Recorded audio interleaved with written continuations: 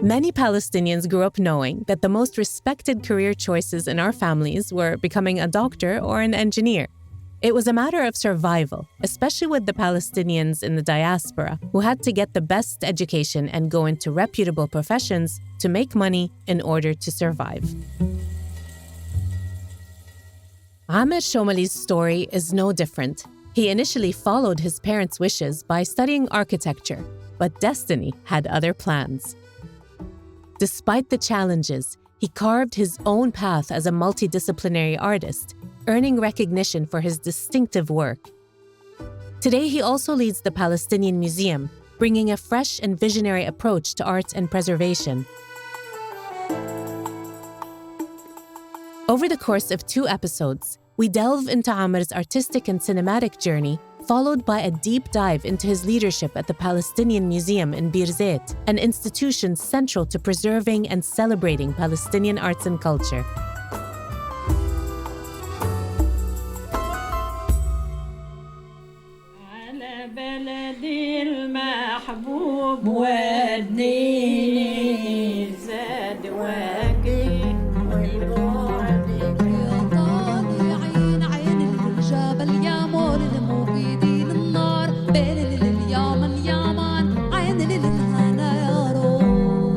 I'm your host, Afaf Shawabibi, and you're listening to Tarwida.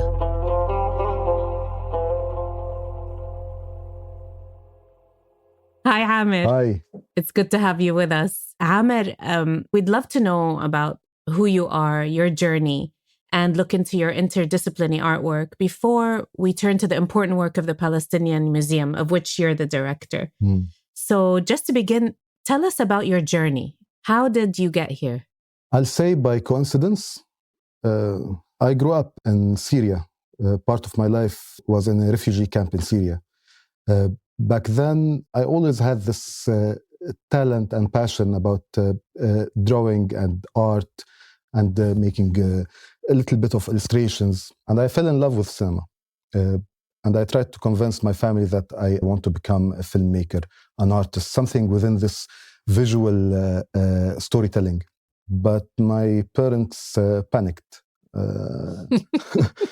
My mother is a doctor, my father is an engineer, and they tried to convince me. In Damascus, on the 9th grade, if you score high, you continue on the scientific stream, become a doctor or an engineer like your parents. If you get a little bit less, you go into archaeology, history, whatsoever. If you almost fail, you go into art. And I started to fail deliberately. So, because convincing my parents was not easy. Eventually, they brought a poet who's friend to the family. And basically, he told me, there is no hope of you becoming an artist. We, as refugees, the only thing that can protect you is your degree. This life is tough. You have to be well equipped to be able to survive. We don't have the luxury to become an artist. Those artists you see on the TV or on the red carpets, they come from artistic families. They inherit that by blood, and you don't have that blood. So basically, he depressed me, and I had to study again, and I continued in the scientific stream. And in Birzeit University, when we got the chance to come back to Palestine, I studied architecture. I never loved it, but I had to, because it was a bit, I don't know. I was forced into this. I imagine it was the closest thing you could get to art, but still having an engineering. Exactly. If I chose another discipline, I think I'll be still studying up till now. So what years were you at Birzeit? I started in Birzeit in 1998 in the architecture department. In the department, I started to publish some of my political cartoons in the local newspaper. I started a small magazine, and I started to get some side jobs from different people, mainly the university, to do illustration for children books and comic books. Oh, okay. When I graduated, 2003, I was leaving from the university back to Ramallah to buy a shirt to attend the ceremony in 3 days. And the taxi got stuck in a traffic jam, so it changed its route. And there I saw one of the professors in the university in the street. She was smoking in the street, and she saw me in the taxi and waved and told me to get off the taxi. So I got off the taxi, I went to her, and she said, what are you doing? What's your plan? And I said, I just graduated. I'm leaving back to Bethlehem to work in an engineering office. And she said, will you stay if I give you an offer to stay in Birzeit? And I said, doing what? And she said, to become an illustrator. You do short films for kids, educational resources. And I said, yes, sure. So they faxed me the contract. I signed it. And the next day I started working in Birzeit as an illustrator.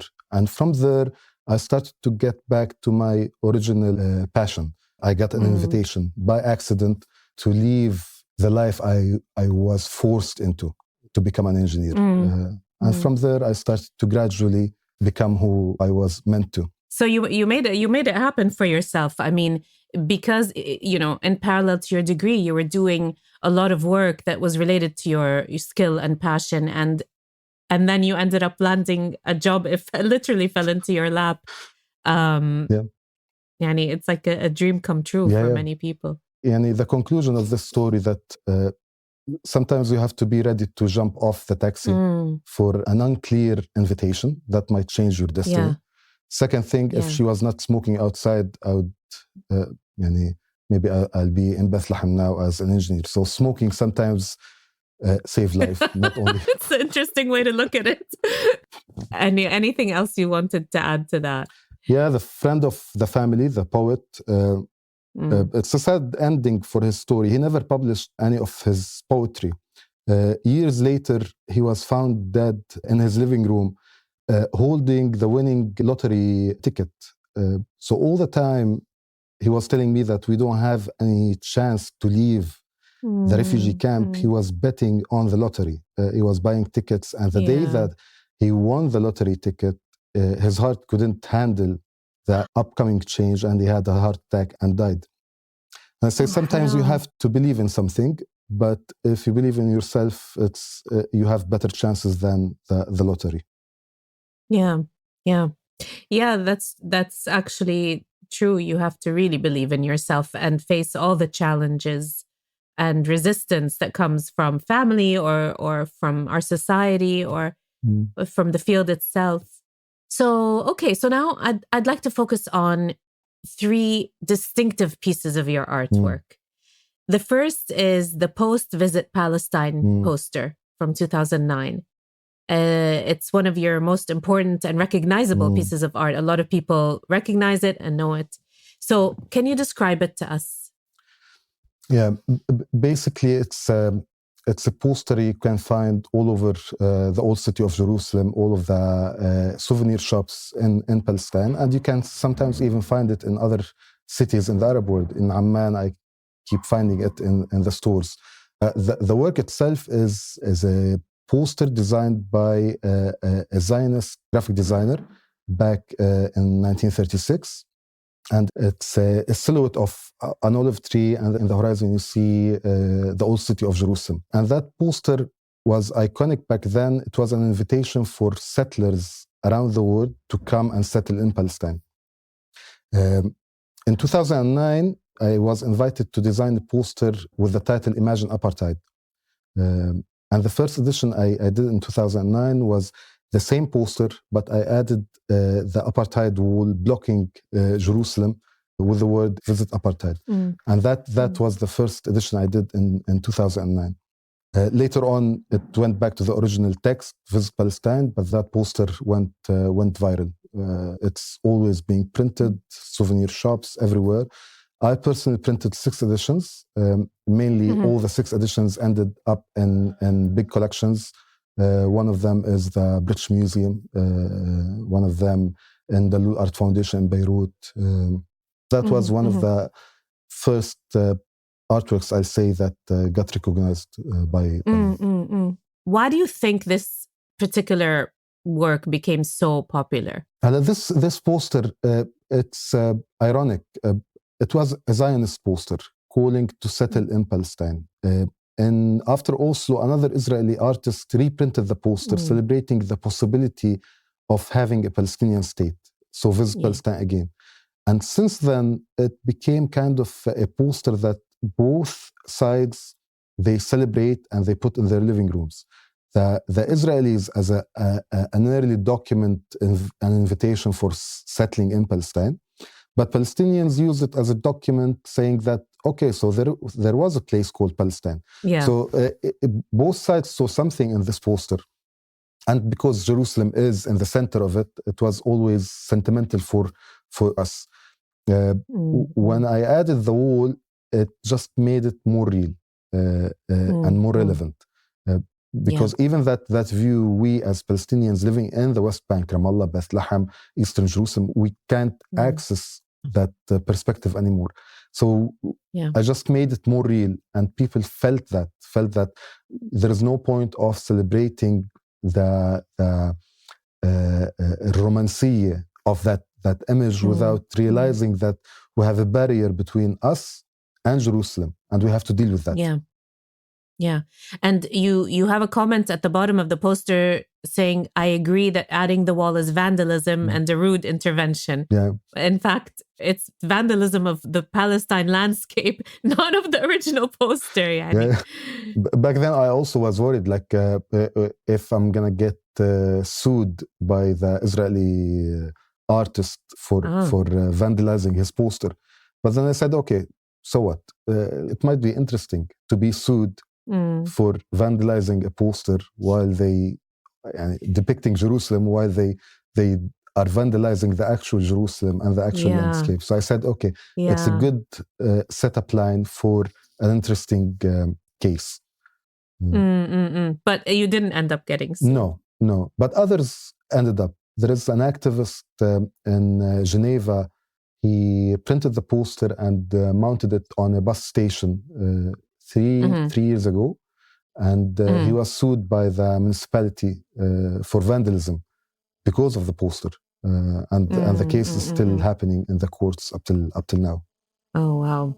So it's clearly, it's caused a stir. The poster, both the original and your rendition of the it. Edition, One of the stories that happened lately. I don't know if I can send you some of the photos. But 4 years ago, there was an interview at Dar al-Nimr in Beirut, and the poster appeared behind the guy being interviewed, and it was Sky News Arabia. And in the editing room, they realized that the word Palestine is appearing on their screen for almost an hour.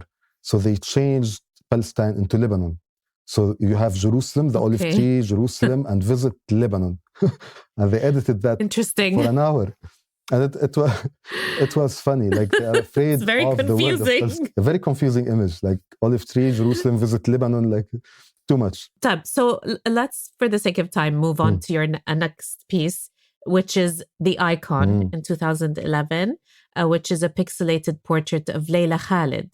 Can you tell us about that? Can you describe it first for the listener? So basically, it's a portrait of Leila Khaled depicting the famous image Eddie Adams took of her while she's carrying the gun like this and looking down. That's one of the images I loved as a kid. I had a poster in my room with that photo. Around the time when the PA tried to get recognized as a state in the UN, many advertisement campaigns for big money in Palestine started to depict and imitate iconic images from the revolution, the Palestinian revolution, in their advertisements. One of those posters was promoting one of the banks, the local banks, and they had a pretty Palestinian lady wearing a kufiya, also looking down, and it was kind of an imitation for that photo, but it was not promoting anything. It was promoting the bank as a national capital. So to comment on this similarities and the hijacking of the revolutionary icons, I went back to the same photo of Leila Khaled, and I recreated the image 1 meter by 1 meter 40 using a pixelated image of Leila Khaled using 3,500 lipsticks in 14 shades, dark red, pinkish, black, brownish, and white. And I created the same image. So from a distance, when you look at the image, you see that this is Leila Khaled, the image I grew up with. I'm familiar with this. I feel safe. I feel connection. But when you get closer to that image, you see that it's a shelf in a duty-free. It's something that they are selling. There is something commercial. There is something fake. There is something to add on rather than something in the core. Ironically, Leila Khaled, when she was arrested by the British police after hijacking the first airplane, The Guardian published an article. They called her the lipstick terrorist because for them, she was too pretty to be terrorist. Leila Khaled, however, when she was free, she felt that she had to carry the responsibility to represent the Palestinian women after this iconic image. So one of the things she did, she had 3 or 4 cosmetic operations to change her facial experience, not to look like the image. So the image will have its own life away from Leila Khaled, and Leila Khaled could carry on with her life.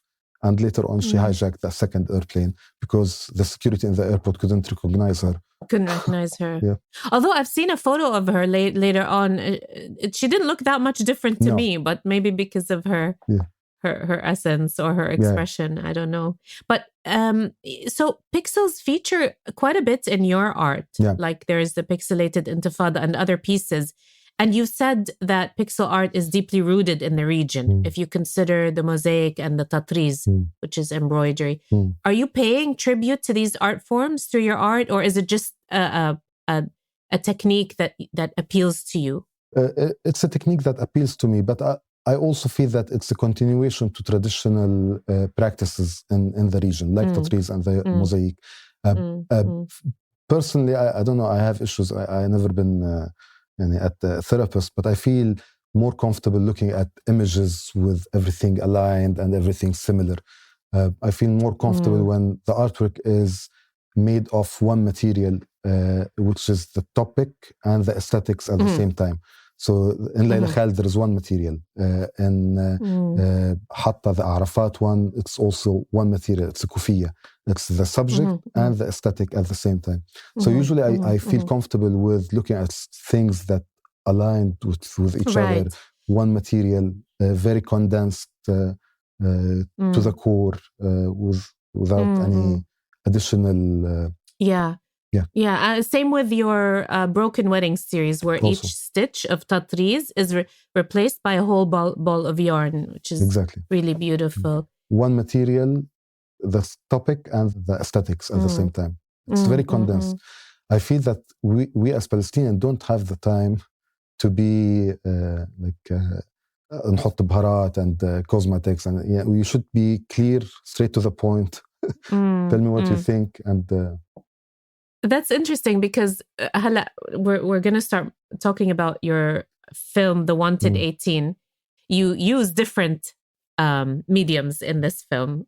So this is one piece where you're incorporating different mediums. Can you introduce the film to the listeners? I'm sure a lot have heard of it already, but just in case. So The Wanted 18, in Arabic, it was called Al-Matlubun 18. Basically, it's an animated documentary telling the story of the most powerful army in the Middle East chasing 18 cows. And the story happened during the first Intifada, when in a small town called Bet Sahur, next to Bethlehem, a group of activists gathered and they were discussing what can they do to support the Intifada. At that time, one of the manifestos by Al-Qiyad al-Watani al-Muwahhada was calling people to boycott the Israeli products. So one of the ideas in that small neighborhood meeting came up saying that why don't we produce our own milk? Let's bring some cows and produce our own milk and boycott the only available milk in the market, which is Tnuva, the Israeli milk. So they went to an Israeli kibbutz up in Golan Heights and they bought 18 cows. The interesting thing that none of them ever seen a cow before. All of them are doctors, engineers, teachers. They never seen a cow before. But because they believed in the idea, they took on this journey. So they brought the cows back to Bet Sahur. They built this small farm. They started to learn how to milk the cows, how to produce milk, how to pasteurize it, how to make cheese out of it. And they started to sell this milk as the Intifada milk to the locals in Beit Sahur. Eventually, the Palestinians... I love that, Intifada milk. Intifada milk. Yeah. So the people in the town stopped buying any Israeli milk from the market.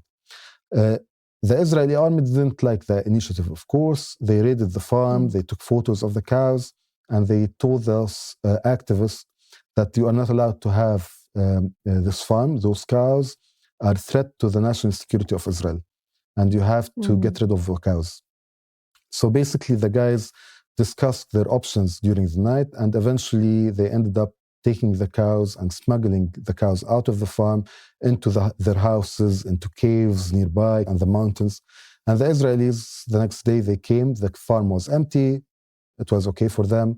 Then they realized that the milk was still coming.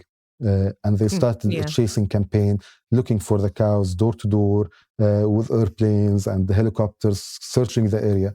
And the Palestinians managed to keep the cows undercover for almost 4 years, up till Oslo Accords happened, when they felt that they were betrayed and there is no point of doing whatever they do anymore, and they sold their cows by themselves to the local butcher to be slaughtered. That's a very sad ending, but the journey itself is very inspiring, because really it's maybe one of the best examples of civil disobedience and nonviolent resistance. They were so innovative. And you know a lot of the people in the movie because you're from Beit Sahur. I'm from Beit Sahur, yeah. Originally. I'm from Beit Sahur. I was introduced to the story back when I was in the refugee camp in Syria. One of the interesting things that PLO used to do back then, they had an interesting project called Dar al-Fata al-Arabi. They used to publish comic books and children books talking about Palestine in Arabic, in English, Spanish, French, at the same time distributed all over the world for all the Palestinian kids from the same age group. So by the same time I was reading the same story in Arabic about Palestine, about Beit Sahur, another kid was reading it in French in France, and another one was reading it in Spanish in Latin America, to have a collective, unified identity for Palestinians around the world. So I was introduced to the story when I was in the refugee camp, along with other stories that gave me a utopian image about Palestine. When we had the chance to come back to Palestine in 1997, I was disappointed with the reality, because it didn't look anything like what I was reading about in the comic books. I was imagining a place where everyone is almost a superhero. They all care about liberating Palestine, about the future, dedicated, selfless. And I came to a normal place, thinking about cars and brands. And so I was disappointed and depressed. After 1 year, I went back to Syria, and my parents had to negotiate with me coming back to Palestine. But honestly, at that time, I felt that Palestine is prettier from a distance. It's better to be in a refugee camp thinking about Palestine rather than facing the Palestine we had to live in. And then later on, I came back. Eventually, always my parents always win the negotiation. Yeah, that was your second big negotiation with them. And I met one of the characters who ended up in the film, and he told me that everything you imagined about Palestine was true, but you missed it all. You came at the wrong moment. And for me, making the film was the chance for reconciliation with my imaginary Palestine.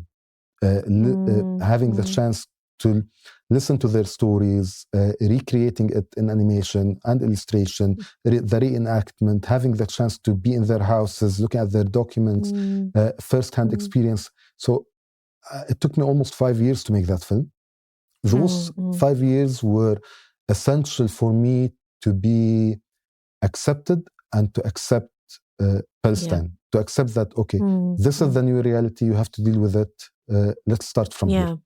So it was a tribute to a time during the first Intifada when really there was this resistance in a very creative way. There was a sense of community where everyone was working towards the same goal. And I can imagine that it must have been a very, not healing, but inspiring, let's say, for you to revisit that that time.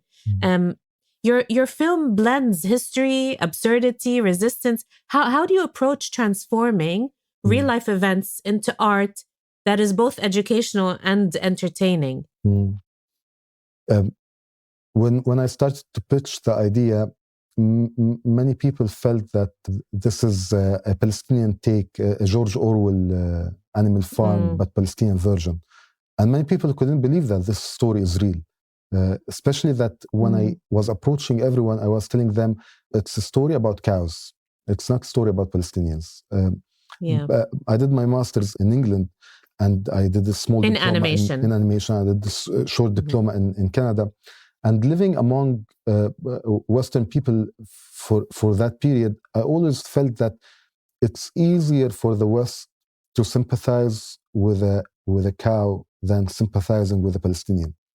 So in this film, I felt that maybe telling the story of the first Intifada through the eyes of the cows, it will be easier for them, a safer entry point to feel sympathy with the cows. Bit by bit, they understand what does it mean to live under the occupation, and eventually they might feel something for the Palestinians themselves. So when I was pitching the film as story of cows in animation, they started to say, but people need to understand that this is a real story. So we started to have some interviews. And then we had the problem of the archives. Because we needed some archives from that period, but our National Archive was constantly being attacked and looted by the Israelis, starting in 1948, 1967, 1982, 1988, 2001. We literally don't have much of archives, and they decide what kind of archives we are allowed to look at.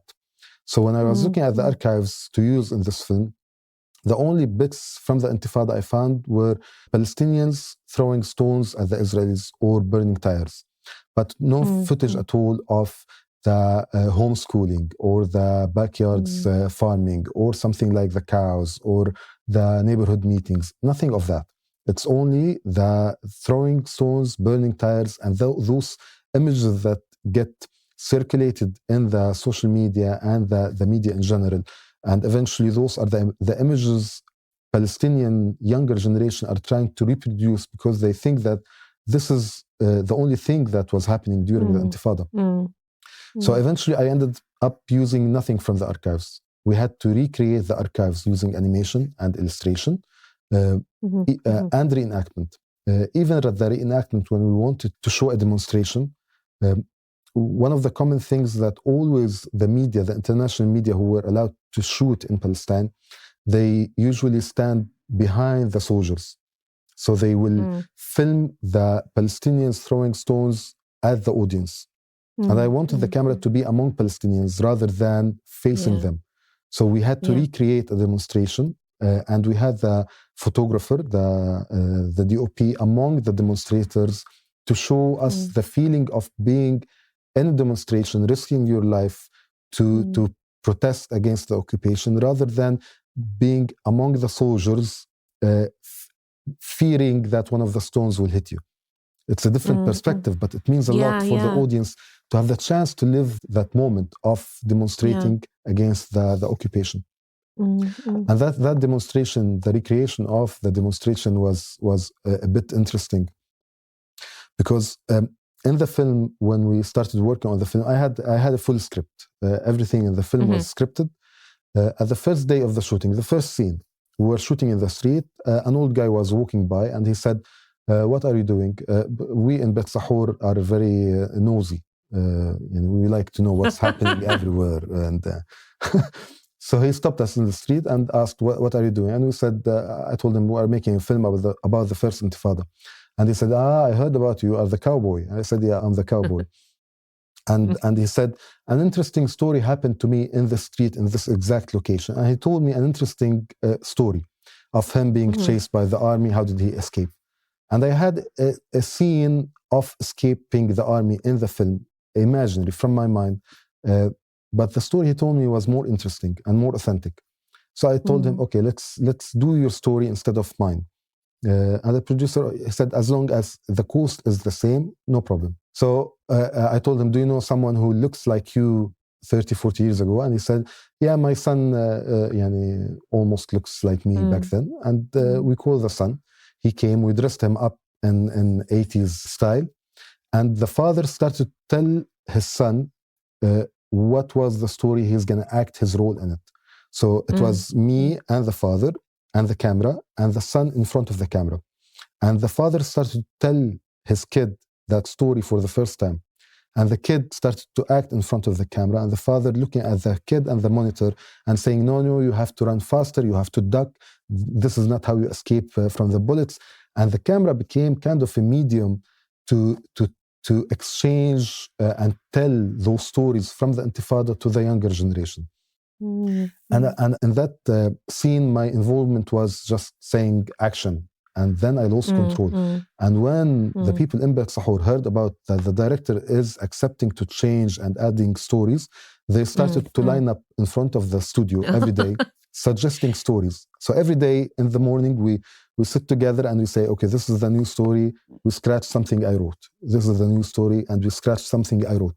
And eventually we ended up with almost a new film. In the last day of shooting, we had no money left for anything because we had to improvise a lot on daily basis. So we needed that demonstration. And the producer said, we can't afford 40 combars to come. I can get you 10. And I said, 10 won't be enough. We need 40, 50 people. And he said, you can't do it. I said, okay, let's combars means extras. Extras, for those extras to act as demonstrators. Yeah. And usually we pay those. So I said, okay. We called a local radio station. They have a morning show where you request a song and dedicate it to your wife or to your mother-in-law. And so I asked for one of the songs from the first Intifada, and I told them on air that we are shooting a film about the first Intifada, and there is a scene where we need extras to be in a demonstration.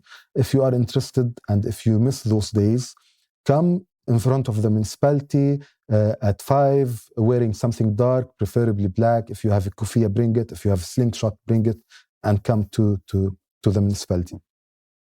So we went to the municipality around 4:30. We started the setup, not knowing if we're going to get the 50 people we want. At 5, we had almost 300 people in front of the municipality, old couples bringing their kids who are now around 17, 18s. Who wanted to show them what a demonstration is and to live that experience again. So all the parents stood behind the camera and all the kids in front of the camera, reenacting the first Intifada. And I can see that the parents giving directions to their kids, saying, no, this is not how it used to happen. So they started to explain the techniques of the demonstration 40 years later to their kids. Wow. And those techniques I never heard of. But making the film was a chance for me and for others to relive the Intifada. Eventually, the film was became a document for the generations to come to understand what was happening in the Intifada beyond the images we are allowed to look at and circulate and exhibit and celebrate. The civil disobedience, the collectiveness, the awareness, the idea that your value in your community comes from how much you sacrifice to your community rather than how much you have in your bank account. It's an essential part of the Intifada. Yeah. That's incredible. That's really incredible. It had like an organic life. You ended up involving everyone in it. I wanted to just ask you about the cows. So you chose to do them in stop motion animation as opposed to another type of animation. Tell us why you did that. At some point, we started with the animation. It was 2D animation. Then we had to have interviews. Then we start to have reenactment to replace the missing archives. Then I had to add illustration to link things to each other visually. And it was a salad, صحن سلطة. Many producers felt that on paper, this thing is not going to work. Visually, it's not going to work because the audience will be watching 30 seconds in animation, then 10 seconds in reenactment, 20 seconds of archives. It's going to be a visual mess.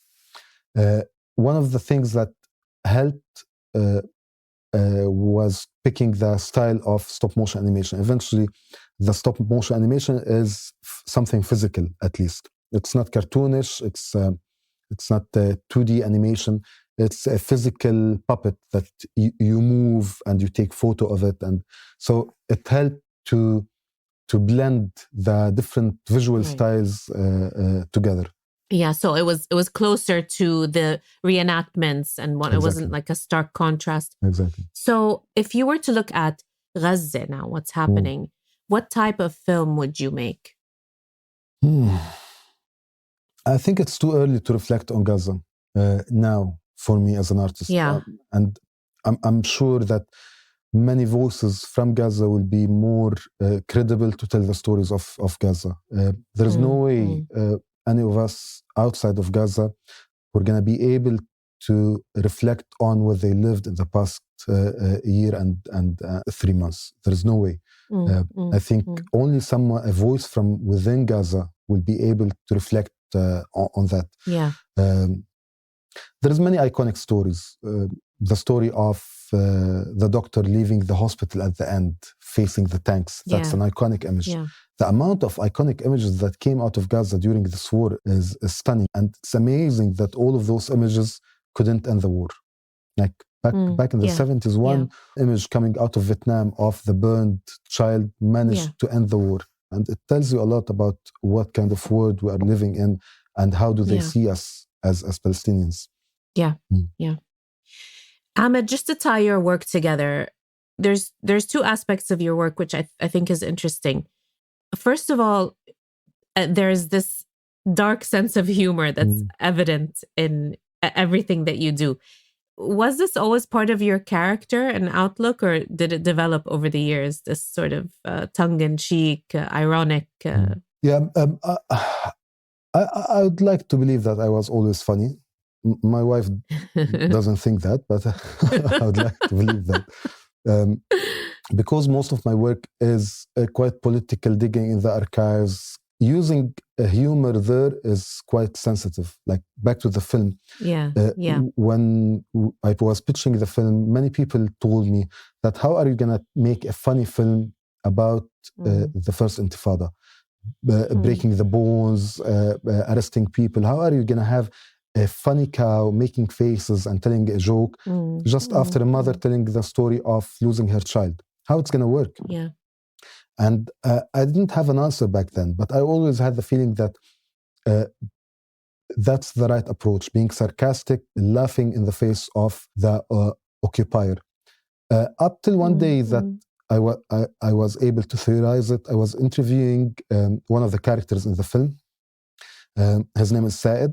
And back then in the first Intifada, he was doing his high school. So he had a math exam the next day. And he was not that smart kid. So he was struggling, studying at night, and succeeding that exam will get him into the university. If he didn't succeed, he will have to redo the whole year. So midnight, he was studying, and then the Israeli army raided his house, blindfolded him, arrested him, threw him in the jeep. And he started to panic, saying that, thinking that I'm gonna fail the year, I have to redo it again. My life is screwed, blah, blah, blah. Then the Jeep made another stop while he's not able to see anything. And they arrested someone else and threw him in the Jeep next to him. So the guy asked the guy next to him, like, who are you? And it was his math teacher who's going to conduct the exam the next day. So his life was saved. And he started to laugh. Luck. After all of that stress, he got relieved. He started to laugh. So the soldiers from the front seat started to shout at him to stop laughing, but he couldn't stop laughing. So he kept laughing. They stopped the Jeep. They went back there. They dragged him out of the Jeep. They started to beat him, trying to force him to stop laughing, but he couldn't. And then I said, why are they obsessed with making him to force him to stop laughing? Yeah. Because they arrested him. They tried to ruin his future. They blindfolded him. They handcuffed him. They controlled every aspect of his body. But the moment he left, they understood that there is an aspect, there is a tiny bit of him still free to think and laugh of something they don't know about. And that killed them. Wow. So Yeah. Laughter, I think, can always shake the foundation of the oppressors. Absolutely. If you look at the history again, all the dictatorships around the world were always afraid of cartoonists and stand-up comedians and jokes being circulated among the public because it shakes their powerful image. So this is why I'm trying always to be ironic. The moment we stop laughing, I think it's the moment we admit that we are defeated. I see the same thing with Saad Amri, especially in her memoirs, Sharon and My Mother-in-Law, which I had adapted for the stage because it lent itself so well to theater. It's approaching these heavy topics and these daily life experiences with such lightness. It's much more easily digestible when you convey something that's very heavy with laughter, with irony, or with comedy. The other aspect of your work that I noticed is that a lot of it is collaborative. So I see videos on your website of the process, or on Instagram, the process of working on a project, and there's several people working on a piece, like with the icon or Leila Khaled and others. Tell us about that. Why do you do it, and what's it like? I find it essential to include others. One of the things, maybe because I always doubt myself. I doubt myself that, am I doing something good enough? Am I even allowed to speak on behalf of the Palestinians, especially as someone who just came back in the end of 90s? So I always feel more confident when I have others around me to be involved in the vision, in the making itself, getting their feedback. I'm a good listener. I listen to people. I find good connections. And I always find the collective work, which was also the spirit of the first Intifada, more interesting than the individual work. محمود درويش بيقول there's فيش حلول جماعية لهموم فردية. بس أنا بحكي إنه بهذا السياق بالذات, in this context, the collective thinking might be the solution for your fears and obsessions and questions. So just for those who don't speak Arabic, so Mahmoud Darwish said that there are no collective solutions to individual problems. Is that right? Or sorrows, So but I think there is. I think we should always involve others. I think this is one of our problems in the political sphere, that the public is excluded from the decision making and rethinking and choosing their future, and the way they want to represent it with. I personally think it looks like so much fun when there's a group of people working on a piece. I mean, it just there's an energy that happens, and it's like there's a collective feeling of ownership, but also their involvement and their dedication reassure you that what you are doing is meaningful. Right. Thank you so much for taking us on this trip. I know that people will be checking out both your work and the museum as well. Thank you, dear.